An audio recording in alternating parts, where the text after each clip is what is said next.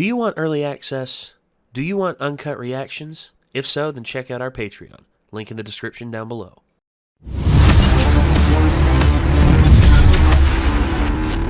Help. Such a simple word, but yet, in the context of which we found in the last episode, it's kind of terrifying. Because you find one room, and you find, help, help. It's like, I'm like, what? Not only that, but you also, they get in contact with Mr. Minerva, and it's just like, well... Which, like, the other thing kind of just undermined, in my opinion. I'm just like, oh, they're talking to this dude, but, like... But the help! What this? What the hell? It's like, hey, we got in contact with Mr. Minerva. Nobody gives a shit. Come look at this. This is what that's going to go down like. And all of a sudden, there's like, Mr. Minerva, there's a room in here that has help drawn all over the wall. What's that about? And William...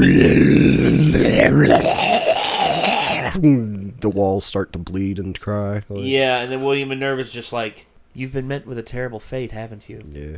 All of a sudden, you just hear the music go funky, and then all of a sudden, the theme is from Majora's Mask starts to play. I don't know what's going to happen here. All I know is that they found the underground base, and everything seemed like it was on the up and up. They finally got in contact with Mr. Minerva, and now... I just want to know what situation you have to be in to start writing help on the walls. My guess is the door was probably jammed or locked or something. I don't know. There's a context here that we're not seeing. I mean, it's been provided in the past. It's just like I think it was the first episode where we ran into Majuka and what's the other one? Sanju, yeah. Majuka and Sanju, their whole thing was that at the end of the last episode, or at the end of that episode where we met them, all of a sudden we got a little bit of a tease, like something bad was going to happen at the end of the first episode, and then they explained the context in at the beginning of the next episode, and I'm getting a feeling that this is what's going to happen here. William Minerva's going to explain something, or they're going to find something else. But I have no idea what's about to happen. Me neither. But I am interested to know. Yep. Shall we?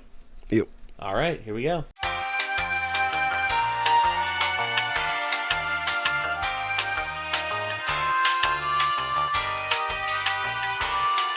Fucking running from a giant monster.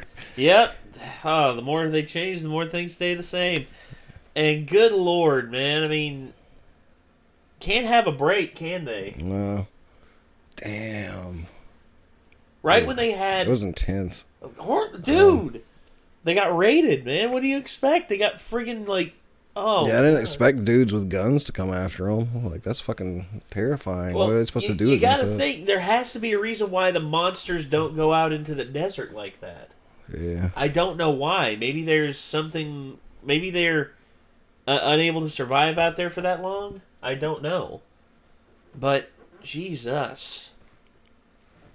That was just such a tremendously tense episode. It's still weird to me that they had help written on the walls. Like, my guess is that's... I don't think we'll ever get an answer to that now. Maybe... We're just meant to, like, guess and be like, what was up with that?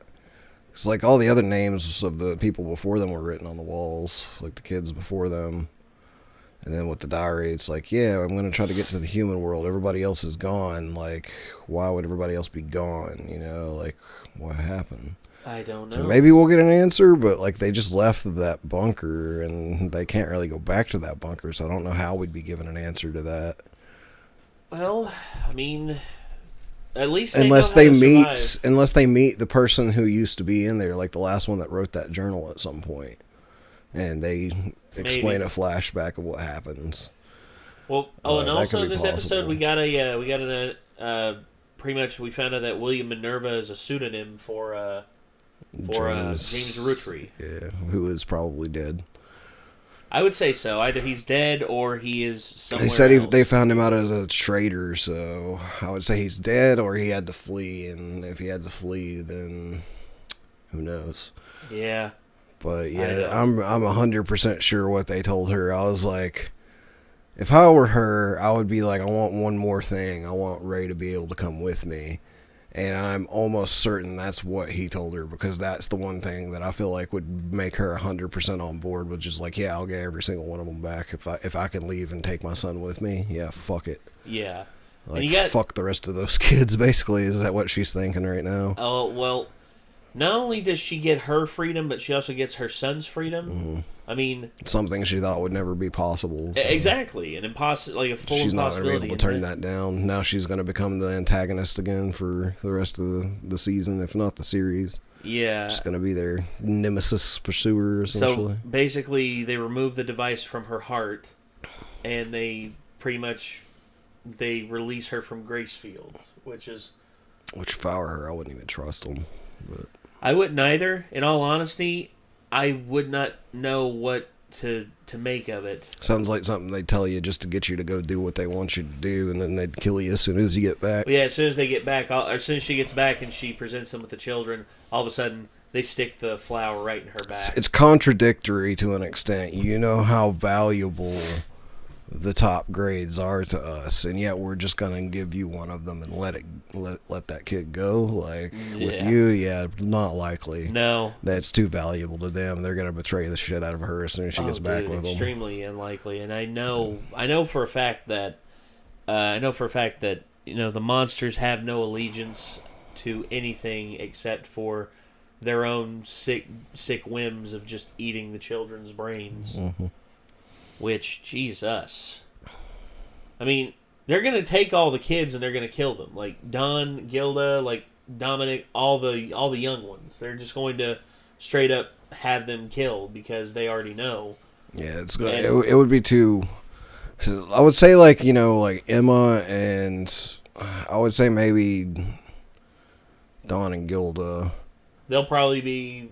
Like, I don't know. Like, the older ones, maybe, like, they would keep, like, and just keep them, like, in a situation where they were, under, like, 100%, like, lock and key at all times, essentially. Yeah. Like, essentially in a cell, like, rather than living a happy life or whatever. I don't know if it would affect the, quote-unquote, like, flavor of the brain or the quality of they have to get them the back meat before they mature. If they didn't have them in, like, a happier life or whatever, like, if they just...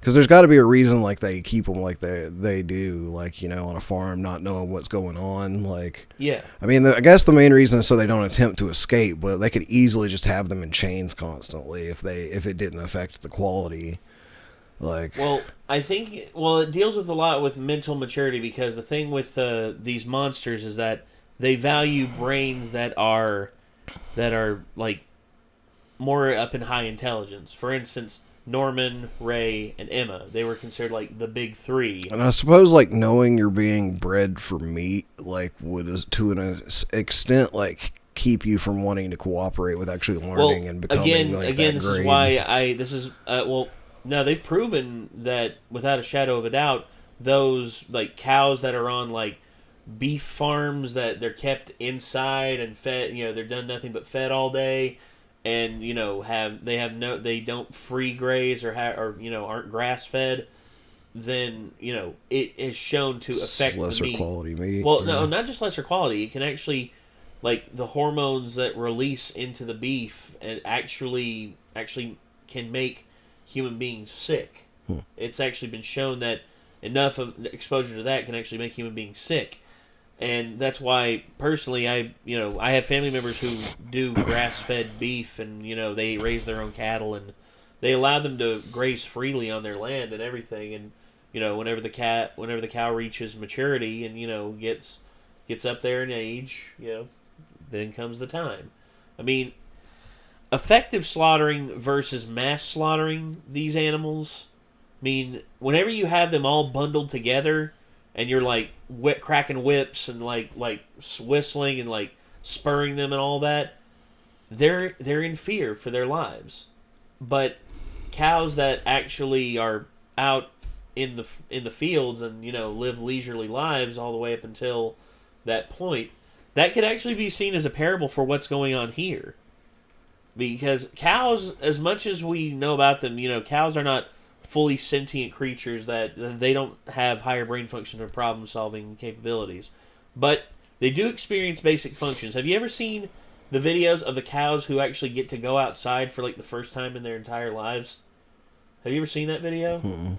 Dude, it's honestly one of the most unbelievable videos I've ever seen. But what I was getting at basically is I'm pretty sure that if they recaptured the entire group of them, they would ship Ray immediately, and they would probably ship all of the other kids immediately.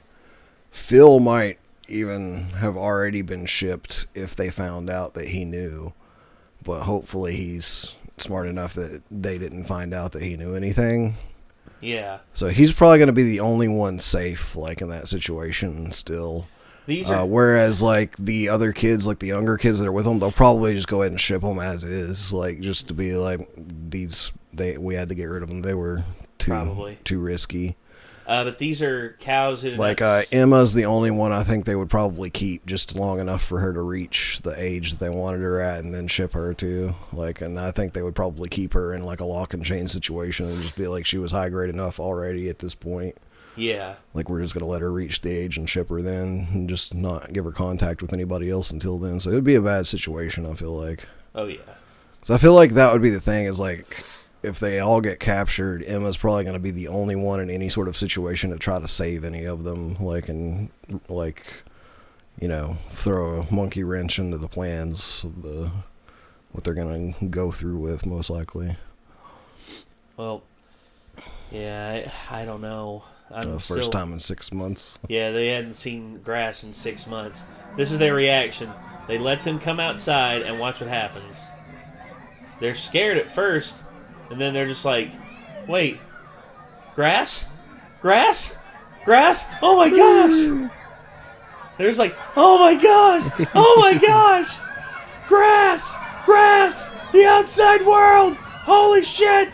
It's the greatest thing ever! It's funny, like they're hopping. Well, like, yeah! They're happy. You see, cows have basic brain functions. They, like, in terms of, like, protecting their young, in terms of, you know, basic pleasures, yes. But higher brain functions, no. It's just funny that they can jump for joy. Oh, yeah. Dude. Well, dude, cows are massively, like athletic for being big bovines that they are. I mean, they actually have a lot of muscle mass and can jump pretty high. But, I mean, have you ever seen a bull fully take off and, like, leap over a fucking fence? Dude. That's scary. Like a Cape buffalo, like leaping over, like running straight through a pack of lions. Just like, I'm a tank, bitch. I'm a tank on hooves, bitch. Try and stop me. And they just like bowl them over. Jesus. But yeah, this was a good episode. I want to see more. Hopefully we will see more, and hopefully we will see you all in that. I know I have some news about this show, which is... I believe we are currently one episode behind. Yes. So I think we might have one more episode right now, but I think episode 6 is probably going to be a recap episode from middle of the season, which a lot of the fans are upset about. I'm kind of upset about because we only apparently get 11 episodes this season as opposed to 12, and they're wasting one on a recap whenever the show has just barely started. Yeah. Like, season 2's way too early for a recap. Like, you recap, like, mid-season 3 at the earliest, but I would say, like, after 4 seasons. Well, I don't know. I mean, in certain cases, I could see it. I mean, if there's a lot that's happened.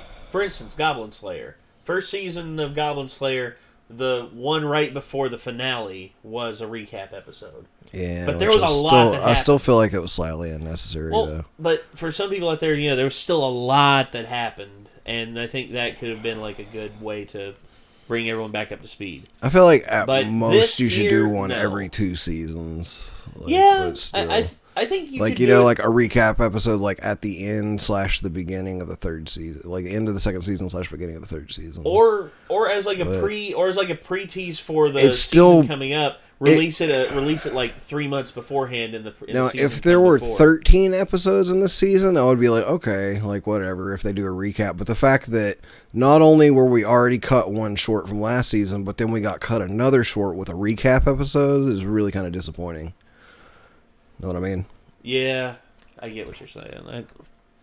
But oh well. But anyways, like it won't really affect our watching schedule of this because we'll just watch episode 5 next week, and then if episode 6 is a recap, by then episode 7 will be out. So yeah, so hopefully there won't be any break in us watching this. And then we'll just be watching them as they come out at that point. So yeah. There will only be a few left at that point anyway. So haha, we did have a plan. Yeah. No, we did not. We didn't plan this. It just no, we did not. That way. It's just one of those things. But anyway, ladies and gentlemen, that's going to do it. This was Promised Neverland Season 2, Episode 4. Hopefully you all enjoyed it, and hopefully we will see you all in the next one. So until then, I'm Nate. I am Nick. We'll see you then, everyone. Peace out.